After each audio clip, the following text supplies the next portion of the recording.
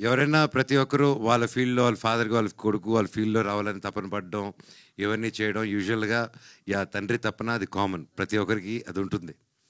కాకపోతే కంప్లీట్‌లీ ఒక డిఫరెంట్ ఫీల్డ్‌లో నుంచొచ్చి, పోలీస్ డిపార్ట్మెంట్ నుంచొచ్చి హనుమంతరావు గారు, వాళ్ళ అబ్బాయి ఎంబీఏ చదివి, ఎక్కడో యూఎస్‌లో బాగా సెటిల్ అయ్యి, అవన్నీ కాకుండా లేదు నాన్న నాకు సినిమా చేయాలని ఉంది అని చెప్పంగానే ఆ తండ్రిని నిలబడి సపోర్ట్ చేశారంటే really hats off sir, really great మీరు. అలాగే నాకు తెలుసు మీ గురించి, మీరు హీరో అవుదాం, ఒక పెద్ద మంచి ఆర్టిస్ట్ అవుదాం అని వచ్చారు. ఆ 30 years మీ కళ, మిగతా నెక్స్ట్ 30 years మీ అబ్బాయి నిలబడాలి సినిమా ఇండస్ట్రీలో రావాలని వచ్చారు. Here is your son today standing stage మీద అండి. One of your proudest moment of your day.